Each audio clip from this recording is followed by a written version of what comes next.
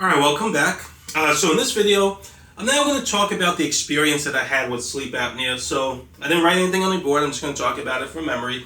It's not super important, but for those who are curious, I put in the book, so I'll just go over it. Now this is actually, I was actually talking a little bit about this in chapter 14 of book 1. So this is where I actually experienced depression and anxiety. It was because of this, from my sleep apnea. And I was actually kind of going through a spiritual crisis at the time.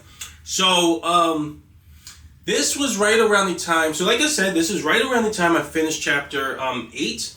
And at that time it was chapter 22 because there was still one book at the time. Once I added chapter 9 and 10, I was like, the book is too big. I actually did still print a singular book. I might show it to you. I still have it, the author's copy. But I printed one book, so it was like huge, looked like a Bible, right? And then I was like, you know what? And that had chapters 9 and 10.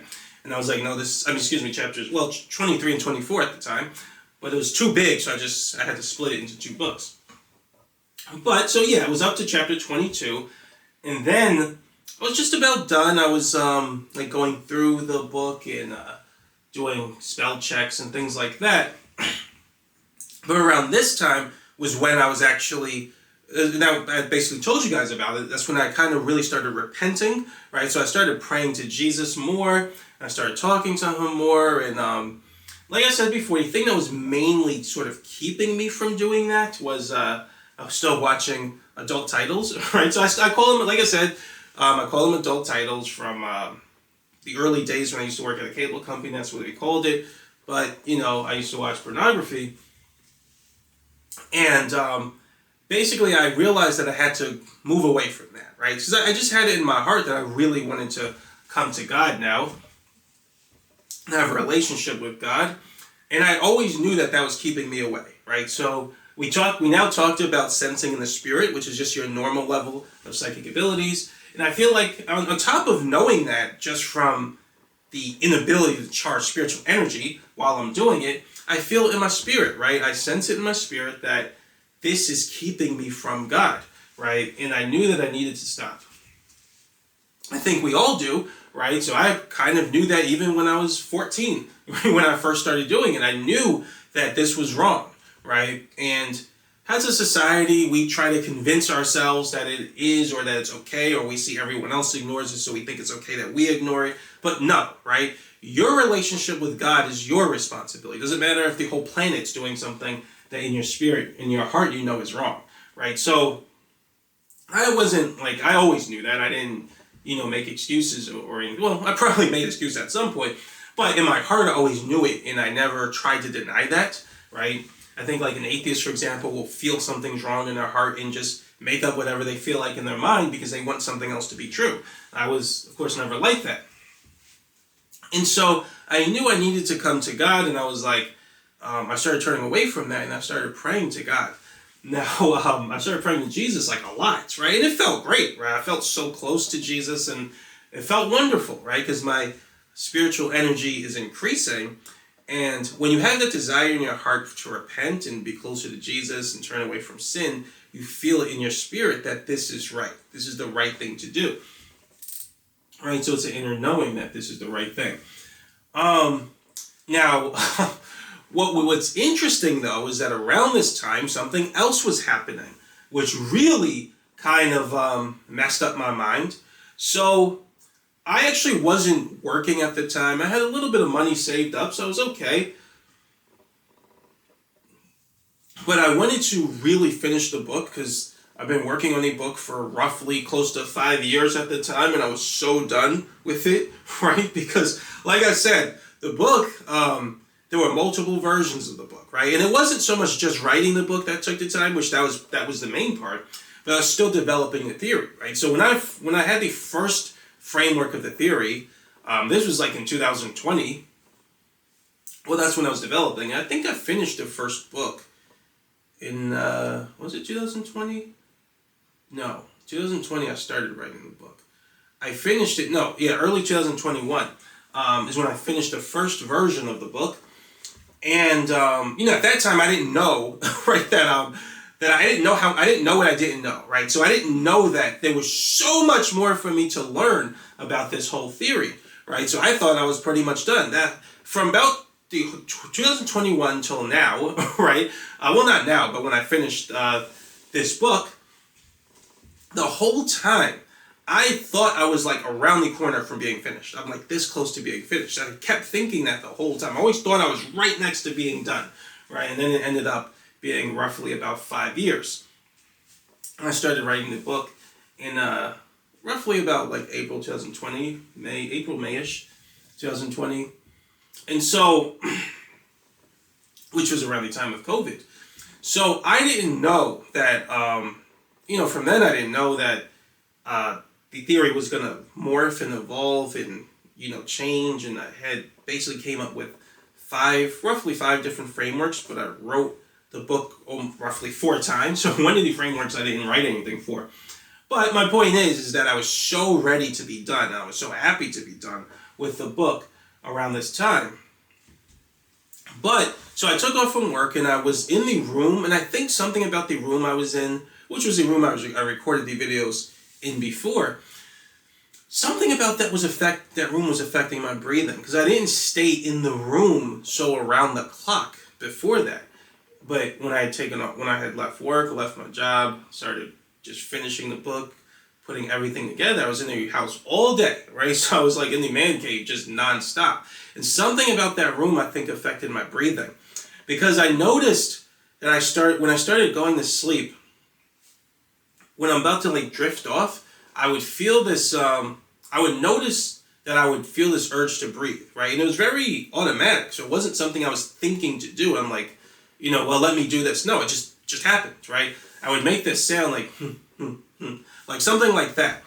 And I didn't always do that, but I just started doing it, I would say about 6 months before this happened, right? And this was last year from the time of this recording, right? So I started making that sound, and I didn't really think much of it. I noticed it, but I was like, because I didn't really feel that much different.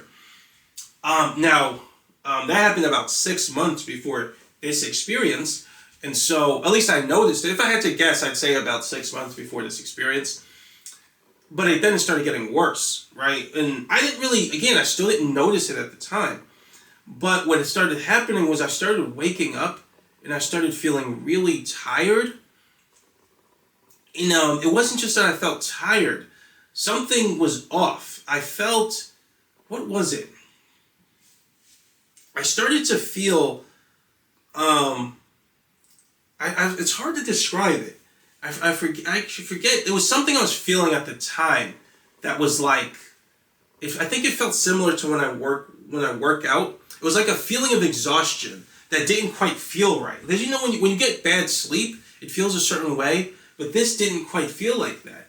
Oh, I felt like that's what it was. I felt like I hadn't exercised, right? I had that feeling that you feel when you haven't exercised in a while. But there wasn't really a reason for me to feel that way, because it felt similar to that, but not quite the same.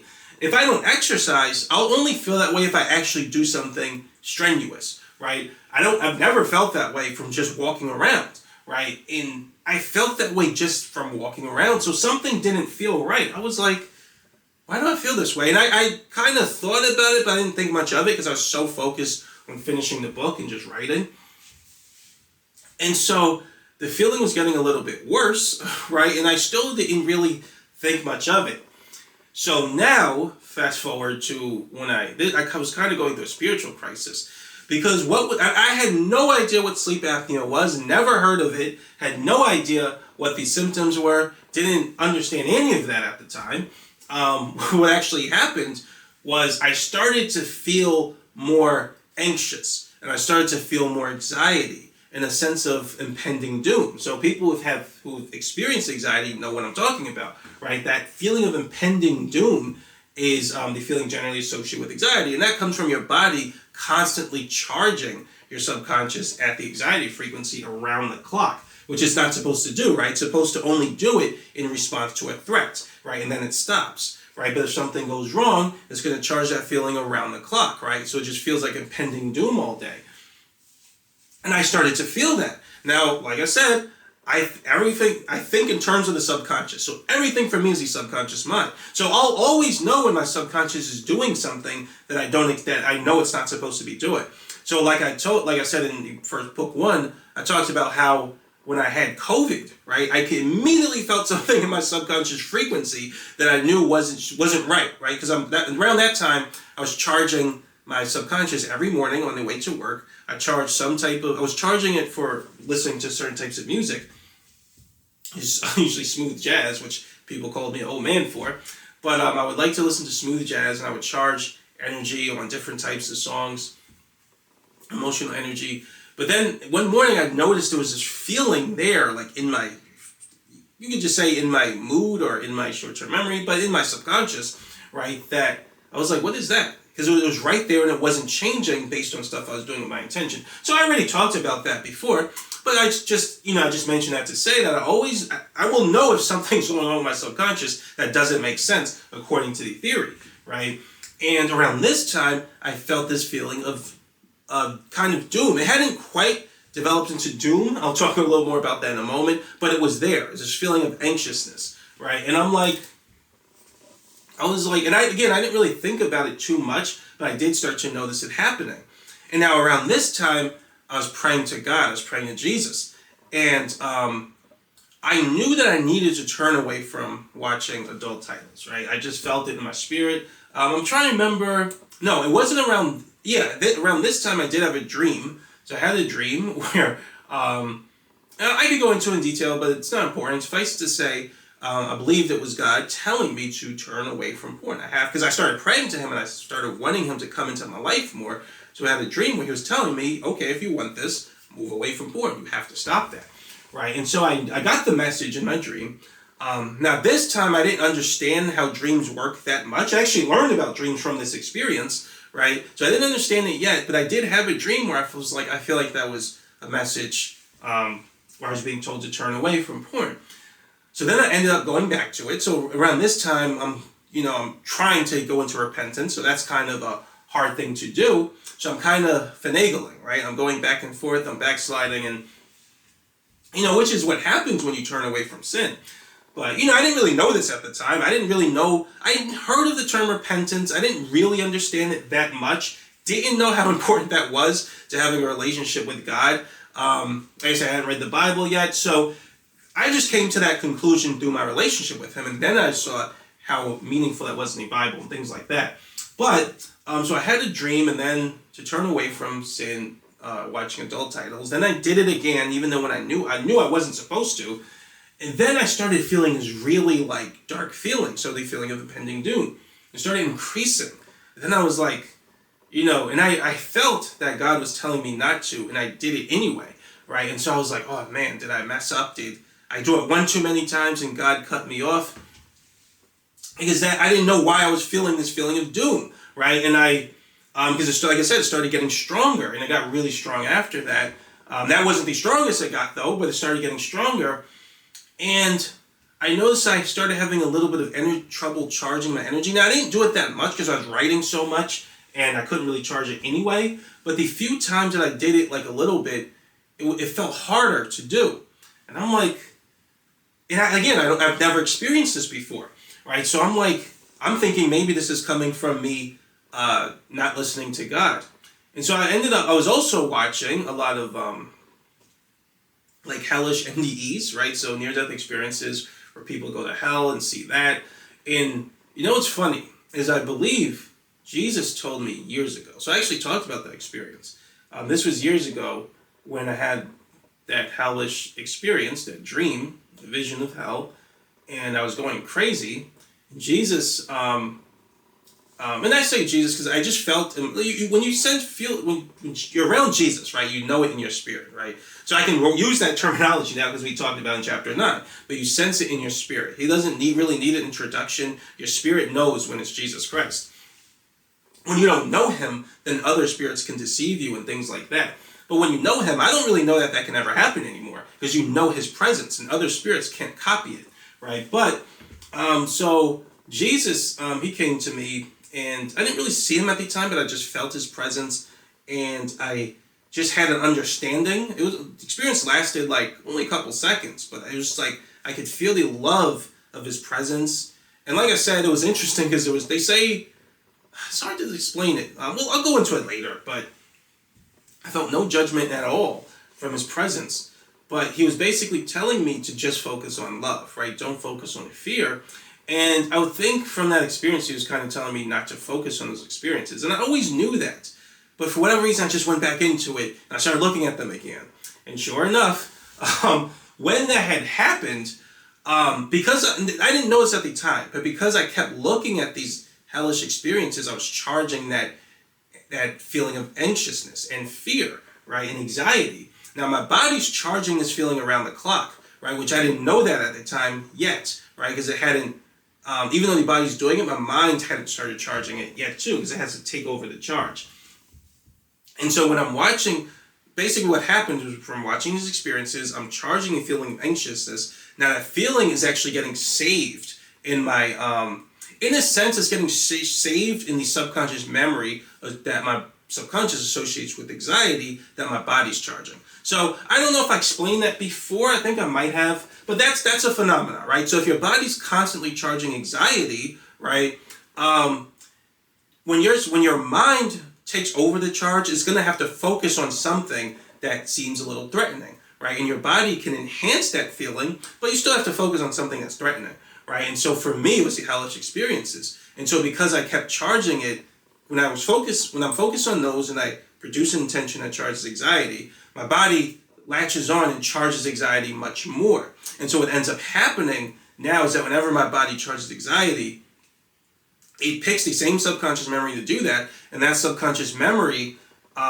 is also associated with the thing I keep focusing on, it's called anxiety. In this case, it was the hellish NDE. So that basically what that created was the perfect storm. So every time, as I kept feeling my anxiety more and more, I kept feeling this feeling of hell, right? The feeling of damnation.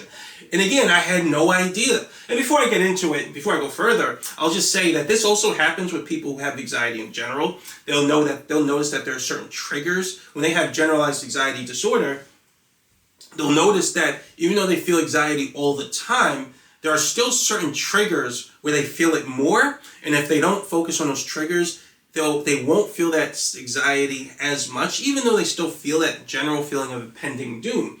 And the reason for that is because there's generally some experience that you had that you really spent the most amount of time charging anxiety for. Now, even though your body was charging anxiety in general, there was some experience you had when you were charging it more through your mind, and then that's the one that got saved in the subconscious memory that your body is always using to charge it, right? So I just said that basically that's just a description. So some people will notice, let's say you have generalized anxiety disorder and you notice that the main trigger, like I was watching a video online for it, the main trigger is, for one person, was being in crowds. So he noticed when he wasn't in a crowd, he still felt anxiety, but not quite as much. And he learned that to get over anxiety, he had to learn what the triggers were.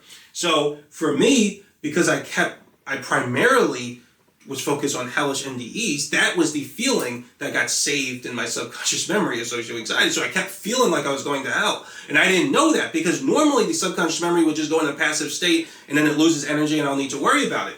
But if your body's constantly charging anxiety, then that feeling is going to stay around and linger. Now, if I had been watching something else that was triggering my anxiety, let's say giving a public speech, then I would have just felt the anxiety of having to give public speeches all day, and that would have been no issue. I could have lived with that.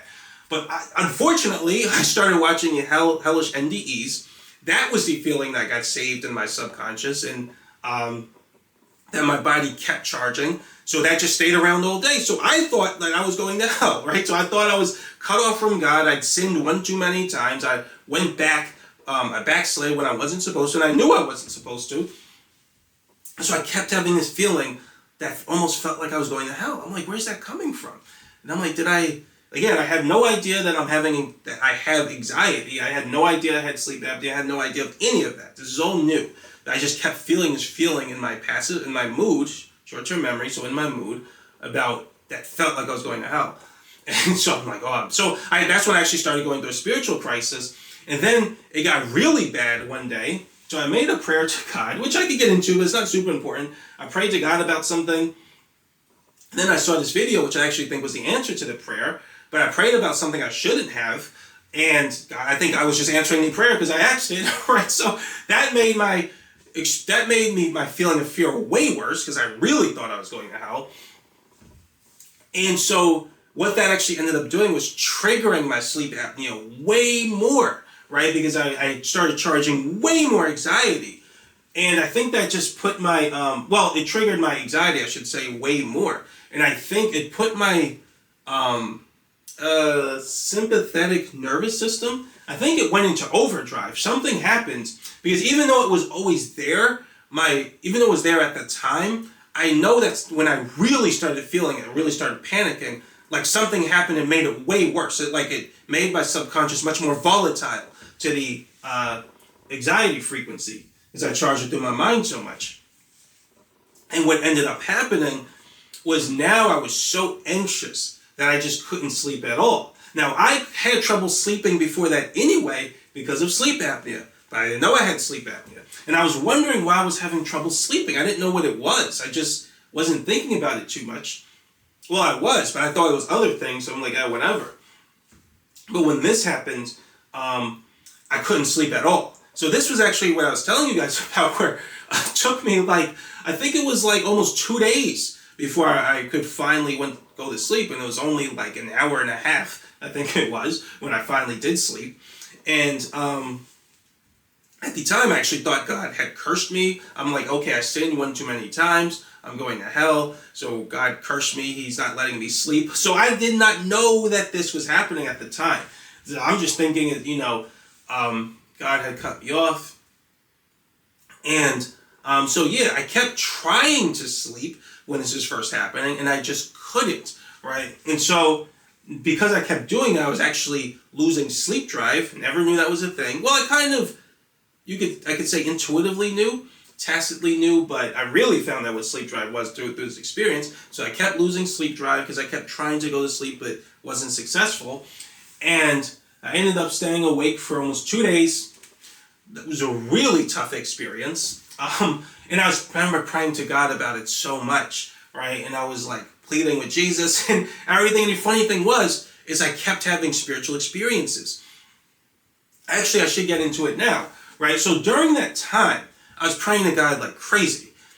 And I started having all of these spiritual experiences, these dreams, these feelings and things like that. But I didn't quite understand this stuff as much yet, right? And so for example, I remember one of the times I had prayed to God about this, and I ended up falling asleep for 15 minutes. That was it, right? I couldn't sleep longer. But I finally managed to slip into a dream. And I remember I was in this hospital.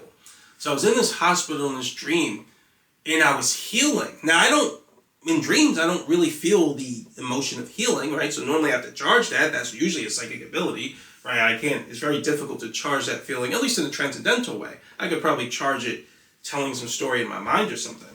But in the dream, so it's very rare for me that happens, but in the dream, I was feeling this amazing feeling of healing, and it felt great, and there were some other things that happened in the dream, but ultimately I felt this crazy feeling of healing, and I had this inner knowing in the dream that, for one, I understood that, because I thought God had judged me and I was finished and this and that, and in the dream I had this inner knowing that, what was it? How would I want to word it? I knew that something was wrong with my body, not my spirit, right? So that's kind of was the understanding I had, because in the dream I was only asleep for 15 minutes, so my memory wasn't all the way gone. But in the dream I knew that because I could feel all this healing energy and I felt so positive and pure and good, I knew my spirit couldn't have been cut off, right? Because I would expect not to be able to feel that at all if my spirit was cut off, but I could feel it well, right? So if I'm feeling it now, then there must be something wrong with my body, not my spirit, which means I'm not cut off from God, right? So that was the kind of understanding I had in the dream. The other understanding I had is that what they look at on the other side, in terms of judging us, I knew, I don't know, I think my angel or God was just putting this in my mind, but I knew what basically understanding I had was that it was beyond our understanding, right? That what I was thinking was important was, it was like what's important to them is something that we can't fully understand right now, was the understanding I had. And that I also understood that no one decision has the type of power that I was attributing it to. And I also knew that no matter how bad, what bad I can do or how bad I think I am or how much I'm messed up, I kind of knew that there's nothing I can do to surprise them, right? They've seen it all, right? They've seen the worst acts of evil. They've seen the things far worse than probably anything I've ever done. And it's like you can't surprise them, right? So things may be bad to us and shocking and things like that, but to them it's not like that. They, on the other side, they've seen everything, right? So that was the understanding I had in a dream. And so I think they were trying to kind of console me. And when I say they, I just mean, I'll talk more about it later, but I just mean God, angels, guides, whoever. But, I didn't know exactly who it was. I was just praying to Jesus around this time. And so, I think that was a form of consoling me, but it was just like, they were kind of like, look, like, what you think is important is, or is so bad and evil, that's not the way we look at it. Like, we look at things differently. And what's important to us is beyond your understanding right now. So then I woke up. And I actually did feel better, because I'm like, oh, maybe I'm not cut off from God. When I woke up, it was only, like I said, 15 minutes, so I was still, shortly after that, I got really tired again, and I was just tired all the time, because I couldn't sleep. You know what I mean? My mind was kind of unraveling, but I kept praying to Jesus, and I just kept having all these spiritual experiences. When I finally did dream, I started having like spiritual dreams. I started having inner feelings, like I was praying to God one day, and I just felt this feeling of like love and peace and joy, and then it went away. And so every time it went away, I kept questioning, like maybe it's not, maybe it wasn't, maybe I didn't really experience it, or I didn't know what to think, because I didn't know I had sleep apnea. I didn't know that something was wrong with my body. So I would feel this like peace, basically the feeling of God. And then it would go away, and I would feel all this anxiety again. And that just kept happening over and over. And so eventually, because I thought God had cursed me, I wasn't even trying to solve this problem and figure out, do what I normally do, which is just theorize stuff and problem solve, right? So I didn't do that at all. But once I had enough experiences with God and with these feelings, I was like, maybe I'm not cut off, right? Maybe it's not God who put a curse on me, right? So I'm like, then I started solving the problem, and I realized I had sleep apnea. Then I started getting it, started actually trying to fix it, and things like that. But then I talked about a lot of the anxiety component and the depression component. I talked about that in chapter 14. But I say all that to say that from that experience, I had so many spiritual experiences with God. One thing I noticed is like when your mind's really unraveling and you're really going through it, like on the other side, like they really will come through, right? They'll really come through, and they'll like give you those experiences to let you know like they got you. You know what I mean? At least if you're actually turning away from sin and you're actually reaching out to God. Now, if you're not turning away from sin and you're still living in sin and doing things that are bad or immoral, that's a form of consent to immoral things and sinful things, which is not where God's presence is or goes to. So when you live in sin, you're going to just keep getting the negative. But that's not what I was doing. I actually turned away, right? So what I was experiencing was just stuff going on with my body. And so because I wasn't in sin, and because I kept praying to Jesus, and I kept asking Jesus to come into my life, I was having so many spiritual experiences. It was kind of amazing, right? And I learned a lot of stuff from those experiences. One of the things I learned is I learned how God and angels communicate, and our guides communicate in our dreams, right? Because they were giving me so many messages in my dream when I finally did manage to dream. And I started being able to dream a little bit more toward the end when I finally solved it. But because I kept thinking I was going to hell, like there was nothing. And you know what was funny is around this time, I thought I was cut off from God. And I remember it was almost like I wanted, oh, that's actually what I meant to, that was actually the whole point of this video, right? So around that time, I kept looking up near-death experiences because I'm like, I kept looking for comfort. Maybe my beliefs are wrong or something, and, maybe there's some type of hope for people who have gone to the afterlife and come back. So basically now I'm just looking for hope of any kind, right? And so I started looking up a whole bunch of near-death experiences. So I did see them before, but I didn't watch them in earnest the way I was now, right, around that time, right? I'm looking at them like crazy, right? So, because I couldn't really even write the book anymore because I was just had too much anxiety, right? And I couldn't sleep, I couldn't think, right? So, all I started doing now was, and I wasn't really working at the time, so I just started looking at near-death experiences all day, every day. And that's what I was looking at them for some type of hope, right? Some type of consolement, right? And what was interesting is I actually ended up, so when I started seeing these near-death experiences and I started hearing the things they were saying, because in many of them, they were being told about the way metaphysics works, about the spirit realm, and just things that occur with our thoughts. And it was so interesting because around this time, right, so I actually finished chapter 22, right, so the book was ready, was almost ready, I was almost done. This was about 4.5 years in. This was, roughly close to 4 years in, and I was like, it was so interesting because I'm looking at all these experiences and what they're saying, but I'm thinking about them in terms of the subconscious. So like I said, I think about everything in terms of the subconscious, right? So it gave me so much more insight because they're not speaking in these experiences. They're not speaking in a way that's like in subconscious terms, like the theoretical foundation that I've set up, but they're saying things that I'm like, oh no, they're talking about the subconscious, or things they're saying, they're attributing to different things about the subconscious. So I'm just putting them in subconscious terms. And so I was like soaking it all up, right? So even back then I was still kind of theorizing. Not as much, to be fair, because my mind, I just couldn't sleep, but I was still holding on to what I was hearing.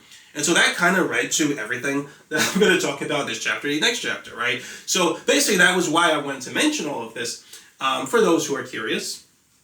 When I started looking up all those near-death experiences, I started to now have this whole new insight, this whole new way of thinking about the metaphysical realm. Because I'm like soaking up and absorbing everything they're saying, but I'm putting it into the language of the subconscious and subconscious theory. And now I'm kind of almost like extrapolating different things. Well, if the subconscious mind is this, based on what they said, then maybe this is an event that would result from doing this with the subconscious and things like that. So I started really developing those ideas. And so that's basically, like I said, where a lot of the ideas that I'm going to talk about in this chapter and the next chapter come from.